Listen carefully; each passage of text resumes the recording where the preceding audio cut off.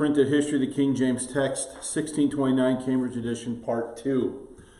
So if you recall, last week I had forgotten my tablet, which did impact my ability to show certain things as far as what we were talking about in the lesson. Fix that this week. So if you're joining us right now on Facebook, YouTube, or on the church's website and you wish to follow along, you can scroll down, go to gracelifebiblechurch.com. Scroll down to recent sermons. You're going to want to click on May 19, lesson 235, and then you click on that link and you can open up to what we're going to be going through today. And it's going to be important to follow along with a lot of the illustrations. So I'm going to say at the front of this, I'm going to take the time it takes on this. All right. There's some examples here. I've got screenshots. I've got photographs of what we're talking about here so that we can see with our own eyes what's going on and not have to take anybody's word for it, okay? So let's get into the introduction. In lesson 234, we began discussing the 1629 edition of the Authorized Version edited and published by Cambridge University Press. In doing so, we consider the following points. Number one, we looked at a brief history of Cambridge University printing rights. So we went back and saw how under Henry VIII in 1534, the Cambridge University Press was originally granted printing rights, and we talked a little bit about the history of the university press. And then second, we started talking about the 1629 Cambridge edition. Now, my decision to use David Norton's book, A Textual History of the King James Bible, to frame this discussion has come under scrutiny this past week on social media. Again, that is this book right here, by David Norton, A Textual History of the King James Bible, okay? And I am aware of the fact that as I speak right now, my published notes that are on the screen behind me have already been critiqued by the same individual, okay? I'm not going to mention who they are. To me at this point, it's irrelevant. We're going to go through the information. It's always nice to have your notes critiqued before you've actually taught the material, okay? But anyway, that seems to be a situation that exists today. It has been asserted that Professor Norton is unsaved. How, maybe that's true, maybe it's not. I'm not aware of any profession of faith on the part of Professor Norton, so maybe it's true that he's not a saved person. Read the rest of the statement. Professor Norton is unsaved and therefore is not to be trusted in his reporting of textual data / facts. So because he's not saved, he cannot catalog or collate information. That is the assumption. All right? This assertion is coupled with the premise that Norton edited his own edition of the King James Bible for Cambridge University Press called the New Cambridge Paragraph Bible. That is true. I have a copy at home in my possession of the New Cambridge Paragraph Bible. I have never supported, let me say it as clear as I can, I have never supported or advocated for the New Cambridge Paragraph Bible. I don't use it. I have it as a piece of historical evidence and reference. I don't read from it. I don't preach from it. I don't use it. Do I own one? Yes, I do. Is it true that a textual history of the King James Bible was prepared as a companion volume to the New Cambridge Paragraph Bible? Yes. Okay, that is true. Let me see here. Just because Norton makes editorial decisions in his New Cambridge Paragraph Bible that I would not approve of does not mean that his presentation of the textual facts as it relates to the printed history of the King James Bible text are in error. Okay? So if he catalogs something and he does it accurately just because he's not saved potentially and just because he made decisions in the New Cambridge Paragraph Bible that I wouldn't agree with or approve of, does not automatically mean that everything the guy said is false. Okay? And there are at least two parties on the internet that seem to be talking in those ways. Okay? One needs to distinguish between Norton's cataloging of textual variants in the printed history of the King James text and his editorial work on the New Cambridge Paragraph Bible. So let's just stop there. Does everybody understand what I'm getting at? Okay? And the other thing I want to add, I'm not only relying on Norton, I'm also relying on Dr. Lawrence Vance, the text of the King James Bible. This is still in manuscript form, and you can buy the manuscripts for every chapter, which I have done as I've tracked along with that. So, and those who would potentially have a problem with Dr. Norton, certainly would not have the same problem with Dr. Vance, since Dr. Vance is a saved person, is a Acts 2 Baptist preacher, and is a King James Bible advocate. Okay, so he is advancing along similar lines as what Dr. Norton has. And if you don't believe me, you should also read Lawrence Vance's 2015 book, The Making of the King James Bible New Testament, which I have cited and brought in to class many times. So there's a false argument, guilt by association argument that is going on in social media. Okay. So, regarding the scope of the work undertaken by the Cambridge University Press in producing the 1629 edition, Norton stated the following, quote, "The editors made more changes to the text than any other set of editors." So we talked about this last week. This is a review point. By my count, counts of this sort always have an element of roughness. So again, does Norton admit that there's a certain element of roughness to the numbers? Okay. They introduced 221 readings, of which 199 became standard. In terms of frequency, this is roughly one new reading every 5 chapters. They also confirmed a further 59 variants from the first edition found in some earlier editions. The spelling of names is largely, but not entirely, a scholarly matter. They introduced 178 spellings, of which 157 have become standard, and they confirmed another 40. Overall, 493 changes were made, of which 447, 91%, became standard from the 1629 Cambridge edition. Now, that's just counting readings, counting math, counting what is standard, okay? So thus far, we have noted 2 categories of changes that were undertaken by the 1629 edition. Number 1, readings, standard and rejected, and number 2, spelling changes, standard, rejected, and confirmed. That is what we talked about last week in lesson 234, okay? So we want to continue now our look at the Cambridge 1629 Cambridge edition at the bottom of page 1, okay? In the next section of chapter 5, Norton deals with specific examples of the styles of changes made in the 1629 Cambridge edition, all right? So notice what he says, top page 2. Consideration of the textual changes may usefully begin with some exceptions. Only once did the 1629 editors allow themselves to rewrite. So that would mean rewrite a verse, okay? Job 4:6 in the first edition has a reading that was created in Bod 1602. Quote, "Is not this thy fear, thy confidence, the uprightness of thy ways, and thy hope?" That is what they had. I will show you this in picture form here in a minute. Okay?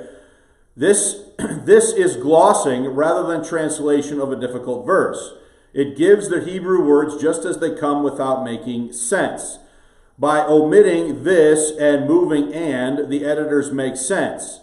Is not thy fear, thy confidence, and the uprightness of thy ways, thy hope? To paraphrase, did you not trust in your piety and your moral perfection? The significance of this lies in its uniqueness. The 1629 editors rarely make the text less literal, and nowhere else do they presume to rewrite. Now, let's just say, is that Norton's opinion? Yes. And he's saying that they have rewritten the text. Now, before we go any further, I want to remind you of a couple things. Okay? The first thing that I want to remind you of is what we saw already from the pen of David Reagan. David Reagan said that the only changes that occur in the various editions of the King James Bible were typeface, correction of printer errors, and spelling and punctuation. You remember that? Okay? So I'm working on something for a different purpose, but let's look at some definitions of print errors. Okay? Printer's error. An error introduced into typeset copy by the compositor. The compositor is the person who is setting the type on the page. They're picking the type out of the tray and they're putting it on the page for typesetting. Okay? An error introduced in the typeset copy by the compositor so that the printer cannot charge for correcting it. So in other words, it's a mistake in the printer's house that the compositor put the wrong type or made a mistake. Does that make sense? Okay? That's from Collins English Dictionary. Printing error, a misprint or misspelling in a text. Okay? Printer's error, dictionary.com. An error introduced into typeset copy by the compositor so that the printer cannot charge for the correcting of it. You know, all of this, is that the same as the ones up there? Okay? Compositor, a person who sets the text or type for printing. Okay? So by definition, what is a printer error? By definition, what is a printer's error? It is a mistake made by who? The compositor in the laying out and setting forth of the type. Okay? That is different from an author's alteration. A correction or change made in typeset copy that is not a correction of an error introduced by who? That means that someone else is saying that they want the text to read what? Differently. Does that make sense? Okay? Now, I also want to flip back into this piece, and I want to go to page 7 and remember this statement. Okay? This is reading from Reagan, The Myth of Early Revision, page 7. The character of the textual changes is that of obvious errors. The frequency of the textual changes is sparse, occurring only once per 3 chapters. The chronology of textual changes is early, with about 3/4 of them occurring within 27 years of the first printing. All these details establish the fact that there were no true revisions in the sense of updating the language or correcting correcting translation errors. So what is he saying? There was no true what? Revision. In what way? Updating the language or correcting translation errors. There were only editions which corrected early typographical what? Errors, or source of authority for the exact wording. Our source of authority for the exact wording of the 1611 authorized version is not in the existing copies of the first printing. Our source of authority for the exact wording of our English Bible is in the preserving power of Almighty God. What is he saying?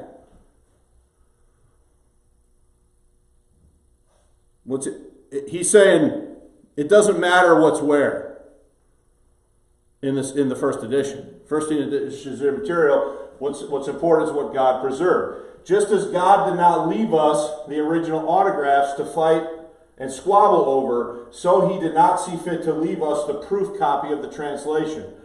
Our authority is in the hand of God, as always. You can praise the Lord for that. So he's saying, flat out, okay, all of these details establish the fact that there were no true revisions in the sense of updating the language or correcting translation errors. Does he not say that? So, according to what we've seen then, the only categories of difference should be typeface, spelling, punctuation, and clear what?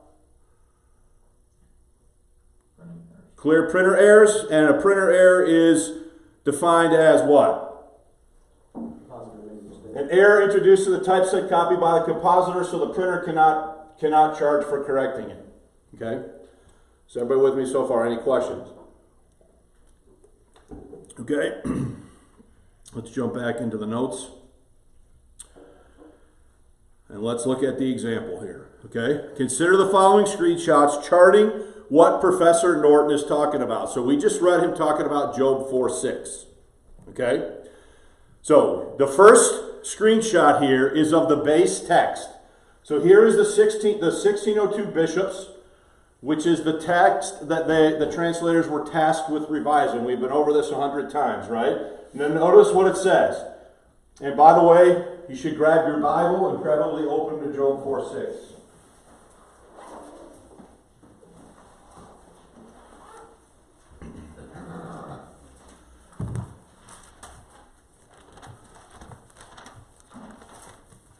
Job 4, verse 6. So rule 1, as we've talked about ad nauseum, said that they were to follow the text of the bishop's Bible unless the truth of the original said otherwise. Right?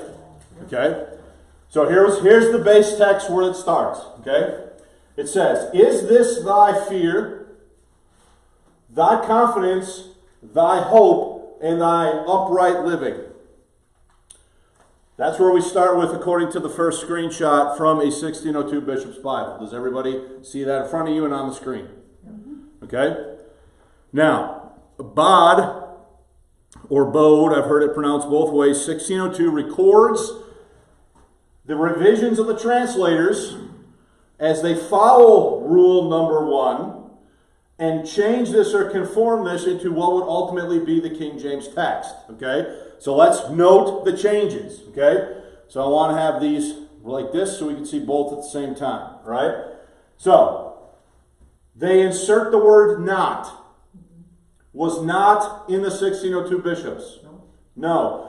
So there's a caret here, and you can see they insert above the line what word? Not. So is not this thy fear, thy confidence? Okay. Notice, what do they remove? They move thy hope. Okay. Thy uprightness of thy ways. And notice they move thy hope where? To the end.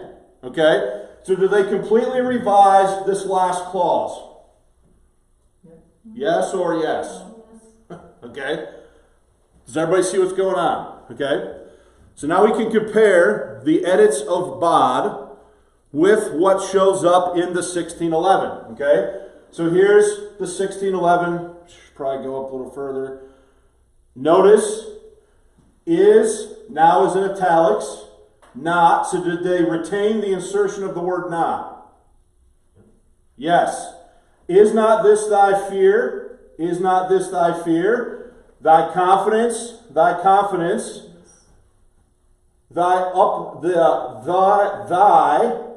wait a minute. That's right. That's right. Thy uprightness of thy ways and thy what? Hope. So do they basically take the revisions that are in bod and reproduce them in the 1611? Yes. So does everybody see how we start objectively with this as the base reading? Bod revises the base reading into this reading. And then does this reading become the 1611 reading? Yep. Does everybody see that? Mm-hmm. Did I miss something there, Amy? There was one thee and thy. I don't think it's thy. I think it's the. I think I messed up too. This should say the uprightness. So we need to correct this. This should say the uprightness here. See? Yeah, That's my mistake. That should say the uprightness. So that's another change. So here's the point. Okay? What's that? They also changed the period at the end to a question mark. Period here to a question mark here, right? You gotta scroll back up to the bishops. The bishops has a period at the end, and the bards. Right. So, question mark. well, I think that might be a question mark. I'm not sure. It's hard to tell. But you're definitely right. There's a question mark. So here is the point. Besides my mistake. So we need to change that. Did you guys know changing that? Yes. Okay. So, do they adopt, essentially, the revisions recorded in bod? Yes. See how this gets tedious, right? You got to check this stuff out. Okay. So now let's look at the Cambridge text that we are talking about. We are talking about the 1629 Cambridge. Okay. And let me see if I can get both of these on the screen at the same time. Now watch what happens now. Okay.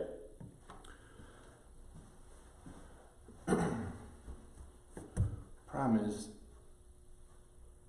okay. Is that still italics? Mm-hmm. Is not this thy fear? Now what? Is not thy fear.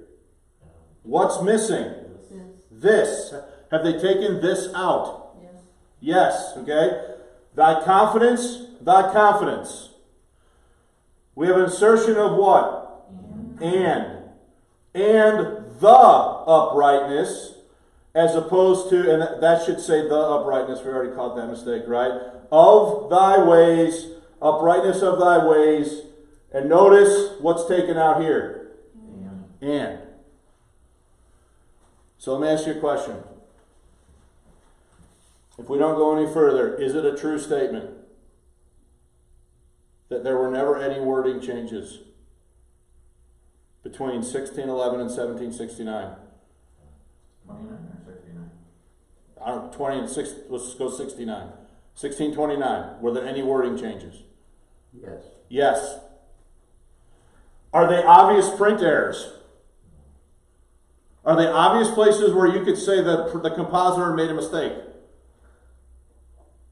Sometimes. Maybe, maybe not, right? Okay? So let's look at the next statement. The 1629 Cambridge omits this and moves the and from the end of the verse to the middle. Is that a printer error? Moving the word and, is that a printer error or an editorial change? Editorial change. That's an editorial change. Okay? The 1629 Cambridge omits this and it moves the and from the end of the verse to the middle. Professor Norton continues his explanation of this example from Joe 4:6 as follows. The small license they took here, referring to the 1629 editors, led to further license.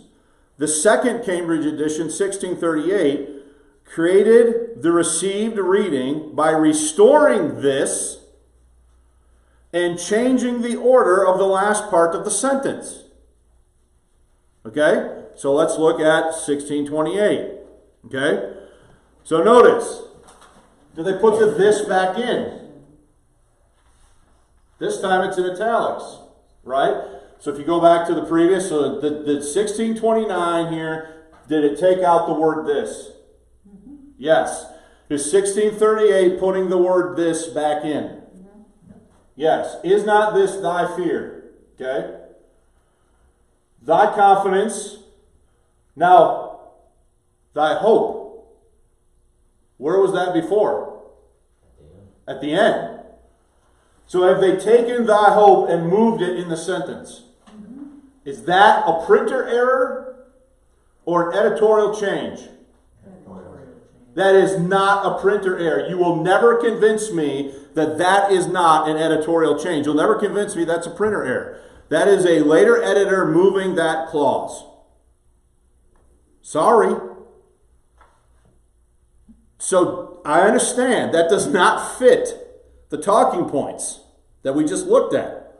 It doesn't fit the talking points, but you cannot get around the objective fact that that's a change. Now, it's not a substantive change. It doesn't impact what the verse is saying doctrinally, but is it an editorial change? Is an entire clause moved? Okay? So thy hope and the uprightness of thy ways. So let's look at the table now, comparing them all side by side. All right? So here we go. We can start with the 1602 bishops. All right? This is thy fear, thy confidence. I think that's my mistake as well. Yeah, I corrected that earlier. Should be thy hope. So we need to fix that. Thy hope and thy upright living. Okay? So notice the 1602 bishops had hope where? At the end. Nope. In the middle. In the middle. Okay? Bod 1602. Do we have the insertion of the word not? Yep. Okay? Is not this thy fear? Okay? Notice that is not this thy fear, thy confidence, thy uprightness, and thy ways, and thy hope is moved to where? Yeah. So does this signify that the King James translators wanted to move thy hope from the middle of the verse to the end of the verse? Yes. Yes. Okay? It's also different that they have thy upright living as opposed to uprightness of thy ways. Upright living, uprightness of thy ways has changed as well. So we should I'm telling you, this is why I'm glad we go over this stuff in class. Because I seriously start getting cross-eyed looking at this stuff, okay? I get cross-eyed because it's just like your brain does things where you insert things there that possibly aren't there. So yes, that's an additional change, okay? So the uprightness of thy ways. Because remember, let's just scroll back up quick. Remember in bod was the entire last clause rewritten. Remember? They crossed out all of that and did they rewrite it? Okay? Thanks for catching that. Okay? So now let's go to 1611. Is not this thy fear, thy confidence, the uprightness of thy what? So here's a change from thy uprightness to what? The uprightness of thy ways. So is there an additional change here over what was in bod? Yep. Okay? The uprightness of thy ways and thy hope. So this is the thing I want to point out too. There's some debate right now whether bod was done before or after the translation was published in 1611. To me, it's clearly done before because you still have later changes to the text than what are exhibited in bod. Does that make sense? If bod were done after the 1611, then would bod match the 1611 every time? You follow what I'm saying? Okay? Now let's go to 1629. Is not this thy fear? Is not thy fear. What's taken out by Cambridge 1629? This. Okay? Thy confidence. Notice now they insert what? And the uprightness of thy ways, thy hope. So, when they take out this, do the translators want that to be there? Seemingly the answer is what? So then they add the word, then they add a word and, Cambridge 1638. Is not this thy fear, thy confidence? Now watch, have we completely moved the clause thy hope? Yep. Thy hope was put at the end in bod 1602. It was at the end in the 1611. It was at the end of 1629. Now it's put back into the middle where it was originally in the 1602 bishops. You guys following that? Okay? And the uprightness of thy ways. And then this reading established in 1638 by Cambridge. Look at the Bible in front of you. Job 4 verse 6. Is not this thy fear, thy confidence, thy hope, and the uprightness of thy ways? So the reading that you have in front of you became the standard reading after which edition? 1638 Cambridge. Are there wording differences between the 1638, the 1629, the 1611, and bod 1602, and the original Bishop 1602? Are any of those differences substantive? Can you rightly call all of these printer errors? No. No. You can if you want to majorly beg the question. That is an interpretation of convenience. That is not reality. You agree with that, Mike? Yes. Why do you agree with that? Because there's too many variations from one to another, for one thing. And, if you take this verse out of context, it's really a difficult verse. You have to go back to, say, the 3:25, for the thing which I greatly feared has come upon me. You have to know what is that thing. I mean, you have to understand what is leading up to that sentence, that verse. And Norton admits that it's difficult. He says it gives the Hebrew words just as they come without making sense. But I think you can't make any sense unless you read some verses before that. The context, okay? But if we go back to our definitions here, okay? Printer error. An error introduced into typeset copy by the compositor. Are all of those changes across all those editions, are those all printer errors? No. No way. that is an interpretation of convenience to fit a narrative. Okay? Now you might argue maybe Norton has his own narrative. I don't really care right now what Norton says. What I care about is to show you are there clearly various levels of revision as you're working your way through these different editions, right? Where later editors are making changes, okay, to the text in at least 2 different occasions. Now, none of the edits are substantive, but it seems to me it does King James advocacy no good to sit here and say, like Reagan has said and others have said, these are all printer errors. Okay? Now, I'll stop there and give you guys an opportunity to respond before we go any further. So what we're talking about right now is the exact thing that I got criticized for in social media before I taught this lesson. How do you argue with the objective facts? Put aside whatever Norton says. I don't agree with everything Norton says either. But has he accurately cataloged with screenshot evidence of the various editions, has he accurately cataloged the changes that are made to that verse? You can't change the whole sentence structure and call it a printer. No. And moving a word from one place to another place in the sentence.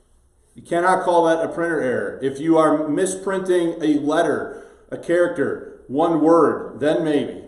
Okay, as we'll see as we get into some more of these if we have time.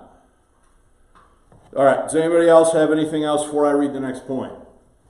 Like you said, it's not really substantive differences. I look at all those and it really is a different way of saying the same thing. Correct. They're different ways of saying the same thing. Okay? But you got to understand, Bart, that there are many within King James advocacy that will say it has to be every jot and every tittle. Okay? Exactly in the right order. Well, if that's the standard, and you look at a table like this, do you have a problem? Which is why the position that Dave Reed and I have sought to enunciate on this issue of you don't need verbatim identicality of wording. If you need verbatim identicality of wording, do you have a problem? But if you say that preservation requires verbal equivalence, do you have a problem? No, because are all of them verbally equivalent? Okay? When one charts the changes made to Job 4:6 in the various editions of the Authorized Version, it is inescapable that all of these changes are not simply the correction of printer errors and updates in spelling. It is undeniable that the Cambridge editors impacted the wording of the text. This example from Job 4:6 underscores the importance of the position enunciated in my co-authored book with Brother Dave Reed, The Myth of Verbatim Identicality, How God Actually Preserved His Word. If one requires verbatim identicality of wording as a standard for preservation, they must choose which edition of the King James Bible is correct in Job 4:6. On the other hand, if one acknowledges the principle of verbal equivalence, the problem is alleviated and all the renderings of the AV charted above are different ways of saying the same thing without using the exact same what? Words. So, I don't see how... Here's what happens. We've already talked about this, right? So King James opponents will come and they'll say, well, which edition?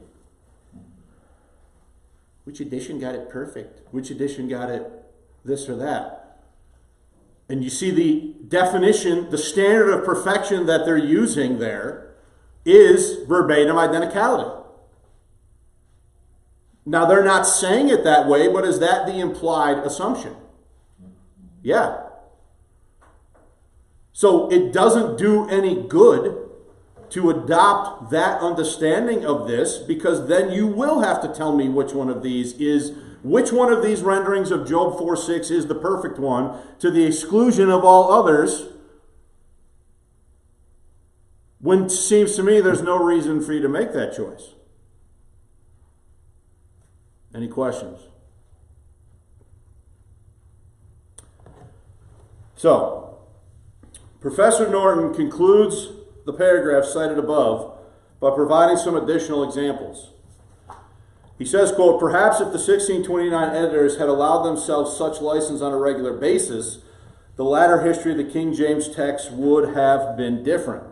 For other exceptions, of which I note only 5, involve restoring a deliberately deleted and, even putting it in italics to show that it is not in the Hebrew in Psalm 113:9, and revising the order of subject and verb, reversing the order of subject verb. I said becomes said I, Isaiah 6:8, and similarly in 2 Esdras 2:18 and 1 Maccabees 10:29, while saw I becomes I saw in 2 Esdras 13:12. Beyond these, the editors left matters of style alone. Okay? For the sake of time, we will look only at the additional examples noted above from the canonical text. So we're not going to look at the ones from the Apocrypha. Okay? So let's look at Psalm 113, verse 9. So here's 113, verse 9. Here's the 1602 bishops, the starting point. He maketh the barren woman to keep house and to be a joyful mother of children. Okay? Bod 1602 makes some changes. He maketh the barren woman to keep house, removes what? And to be a joyful mother of children. So did they intentionally cross off the word "and" here in this verse? Mm-hmm. Okay? And then here's 1611. He maketh the barren woman to keep house. Notice what's omitted in the 1611. And to be a joyful mother of children. And then you have the insertion here of praise ye the Lord. So I believe I noted here that I couldn't, this handwriting here is a little bit unclear to me, exactly what it was saying. But then look at 1629 Cambridge. He maketh the barren woman to keep house, and, in italics, to be, so this whole clause now is in italics, to be a joyful mother of children, praise ye the Lord. Okay? Now you could say, what difference does it make? And I would say, none, other than the note, are they making changes? Are they clearly making changes to the text? They take the word "and" out. Yep. Then they publish it in 1611 without the word "and." Then in 1629, do they put the word back in italics along with the words "to be" and "to be"? Now, is that in the text in italics? Okay, so go to your Bible. Now, you don't need to do that because I got the table here. Praise ye the Lord. They also added praise ye the Lord. Okay, so here's 1602 bishops. Bod takes the word "and" out. 1611 publishes the text minus the word "and." 1629 Cambridge inserts the word and puts this whole clause "and to be" in italics. And then does that become the standard reading? Okay? Mm-hmm. Was the unwritten or the unclear handwriting in Bod 602 what they interpreted as praise ye the Lord? I believe so. It looks kind of like it might be. Yes. I believe so, but unfortunately, I have to be honest, some of that handwriting is a little hard to make out sometimes. Okay? Looks like my writing. I could have been an editor. So we already went through that, so let's look at the point here. Evidence furnished by Bod 1602 reveals the King James translators intended to remove the word "and" from the clause, and to be a joyful mother of children, as found in the 1602 bishops. The 1611, with its removal of "and," confirms this conclusion. Later, in 1629, the Cambridge editors reinstated the word and italicized the clause "and to be." Was this the correction of a printer error in 1611, or a stylistic choice of a later editor that reversed the initial choice of the translators? Intentional, sorry. You guys seeing what I'm saying here? Okay? So when they do this, in 1629, is that the way the translators said they wanted it to be? Reflective of the choice in 1611? Or is this editor making a different choice? It doesn't affect the meaning of the verse, a hill of beans. Okay? But it's still a what? Change. Okay? Any questions? You got a comment, Mike? It looks like their Cambridge is going back to the 1602 bishop reading, but I think on the one hand, some people want to keep the Hebrew the same wording, same words as the Hebrew used, and on the other hand, I think the translators wanted to make it more understandable English, more in keeping with the English of the day, so people could understand. I would say there are probably instances of both. Of them wanting to retain the original word order of the Hebrew as well as wanting to make understandable English. Okay? Did you guys have another observation? Oh, down further, Isaiah is not spelled right. In the notes? In the middle, yeah. Yeah, you're right. The 1602 bishops. The first listing is not spelled right on Isaiah. Right here, Sylvia. Isaiah. Oh, Okay. circle that. So let's look at another example if we have time. Okay, Isaiah 6:8. Okay? Now look, guys. The reason we have to do this is because of the stuff that's been said. The stuff that's been said does not comport with the facts. Okay? Now, you've seen enough of these examples now. Does Norton need to be a saved guy to catalog differences like this? No. No. Okay? Isaiah 6:8. And why would anyone judge somebody's salvation ever? Because people feel they have the right to do that, I guess. He's unsaved, so he's an. Well, the same guy says I'm a Baptist pastor, by the way, in his latest article. But I mean, somebody's unsaved, so automatically he's a liar. Yeah, I mean, Who's not? can an unsaved person read and compare two different verses for different wording changes? Seems to me that you can, right? I mean, like if you have eyes and you can read, you can do something like that, and you can make a list of where you see differences, right? It's not hard to do. You don't have to be a believer in the text to do that. What offends me more is when so-called believers in the text say stuff about the text that's not true. That's the bigger problem. And that does fire me up. And that's the problem they don't want to talk about. Okay? All right. Isaiah 6:8. Also, I heard the voice of the Lord on this matter. Whom shall I send? And who will be our messenger? Then I said, here am I, send me. Okay? Let's look now at Bob. So we can still see both of those. Okay? Also, I heard the voice of the Lord on this matter. Also, I heard the voice of the Lord on this matter. Whom shall I send? Whom shall I send? And who will be our messenger? And who will be our messenger? Then I said, here am I, send me. So are those the same? And is there any changes noted here in Bod? If you look at the picture of Bod, are there any changes? No. Okay. Isaiah 6:8, 16:11. Also I heard the voice of the Lord saying. Did Bod call for the insertion of saying? No. No. Was saying in the 1602? No. So is there an insertion of a word into the text post Bod? Yeah. Yes. What word is it? Same. Saying. Now watch. Whom shall I send? I think that's the same, right? Yeah. And who will go for us?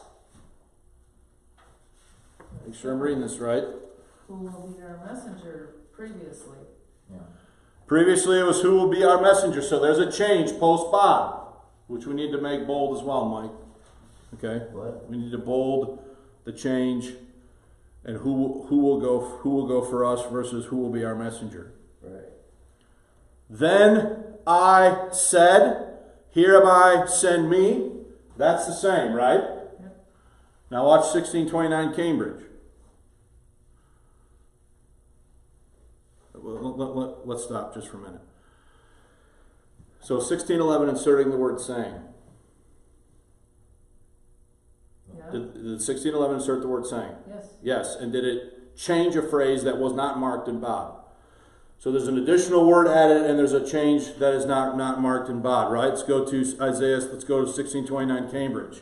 Okay? Notice. Also I heard the voice of the Lord. Is that the same as 1611? Yes. Saying, here I think we have a punctuation difference, a semicolon versus a comma, right? Whom shall I send? Whom shall I send? That's the same. And who will go for us? That's the same as the 1611. Question mark. With a question mark there, that was not in the 1611. So but that's punctuation. Most people aren't going to have a problem with that. Now watch. Then said I, here am I, send me. Now notice what change do they make? They change I said to what? Said I. Said I.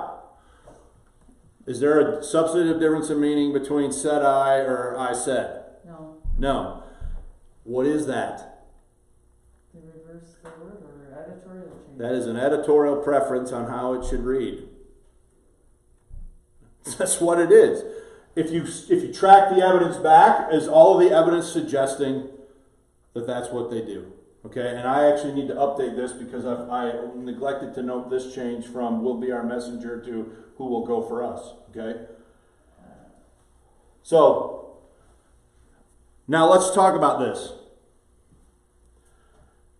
Let's look at our definition of a printer error again. An error introduced into a typeset copy by the compositor. I am willing to concede that I said versus said I could be a printer error. Dyslexic.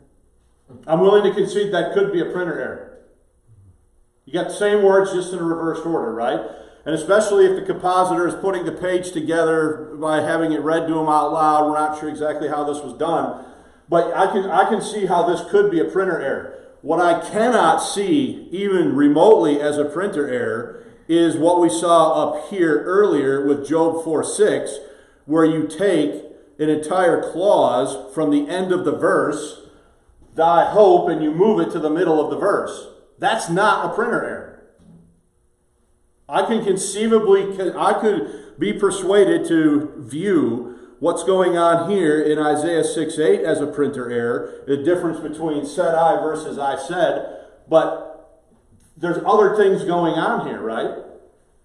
And even if it says I said versus said I, you understand that there are people that are willing to say that if it has it inverted, it's not capable of conveying the exact sense.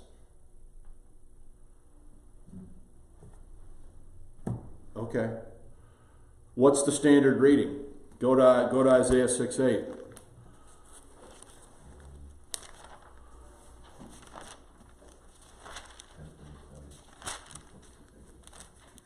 So guys, I'm sorry that I tax your patience on stuff like this. But you got to understand. This is the kind of stuff that has to be done because of the kinds of things that are said. Verse 8. Also I heard the voice of the Lord, comma, saying, comma, whom shall I send, comma, and who will go for us, question mark. Then said I, here am I, send me. So what reading became the standard reading? The 1629 Cambridge. Now it doesn't matter a hill of beans whether it says said I or I said. Okay? Oh, don't get me started, Eli. You're tempting me. You're baiting me. Okay? So a comparison between BOD 1602 and the 1611 illustrates the draft status of BOD 1602. Bod records no changes to the base text of the 1602 bishops at Isaiah 6:8. Yet the 1611 exhibits changes when compared to Bod on this matter was changed to saying. Meanwhile, so in other words, the changes noted in Bod cannot be post 1611 because not all the changes in the 1611 are noted in Bod, which means that they go through the text again after Bod was produced and decide to make some other changes. Okay. Meanwhile, the 1629 Cambridge said, "I said" in the 1611 to "said I" at the end of the verse. This change became the standard reading. All prior English Bibles, including Wycliffe, Coverdale, Matthew's, Great Bible, Geneva Bible, Bishop's Bible, and the Douay-Rheims read "I said" in Isaiah 6:8. So the change introduced by the 1629 Cambridge editors, introduced by the 1629 Cambridge editors the correction of a printer error or a stylistic change?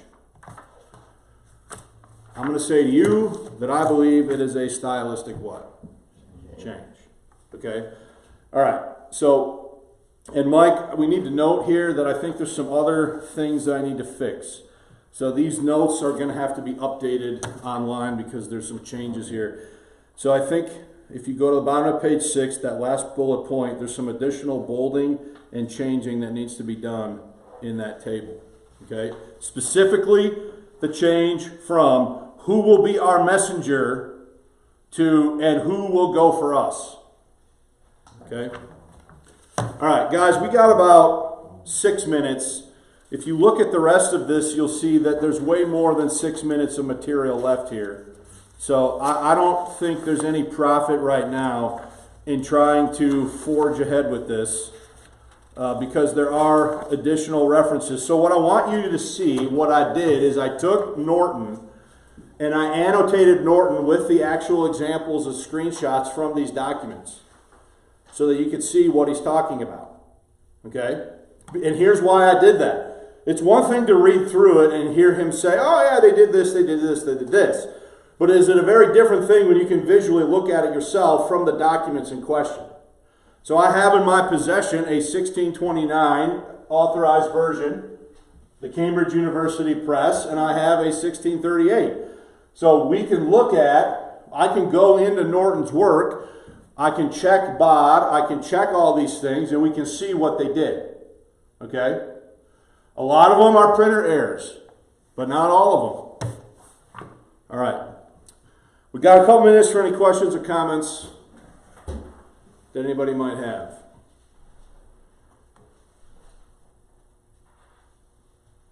So, I have a trivia question. is it related to this? No. This Isaiah 6:8, what movie was that quoted in? A movie quoted that. I'm sure there's been more than one. Should I know this movie? It's a war movie. Well, and fill us in because it's not. Okay, it was the movie Fury. Okay. With Brad Pitt. I'm not sure I saw that one, but okay. But they were in the tank, and they were all ready to be annihilated, and then he came up and said this, and then Brad Pitt, who was the sergeant in charge of the tank, quoted, yes, that's Isaiah 6:8, and they because they didn't realize that. But, Okay. But that's how that rang a bell with me. I go, oh, that was in that movie. So did they quote it correctly? Because I can remember the actor doing that, because he said, then said I, because he exclamated that. He said, said, who shall they send? Send I, in order. I remember him making a point of that. So to say, we don't talk that way anymore, right? We don't say said I, we said I what? I said. Yeah. So that's, you could argue that's a printer error. If you wanted to do it, I wouldn't argue it too strong. Because all you're doing is you're flipping what? You're flipping the two words around and putting them in a different order, right? But you can't convince me that the one in Job 4:6 is a printer error when you look at the level of editorial change that went on in that verse. And if you have to have everything exactly so, which is what jot and tittle preservation requires, then you got a problem. I'm sorry, but you do.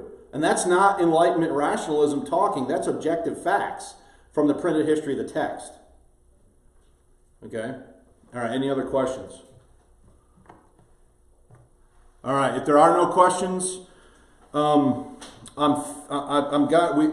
next week is the last Sunday in May, right? It's also a holiday weekend. Is everybody going to be here? Does anybody know they're going to be gone for Memorial Day? Then we'll have class. What I'll probably do is take some of this information and reshuffle it and work up some new notes for the next lesson.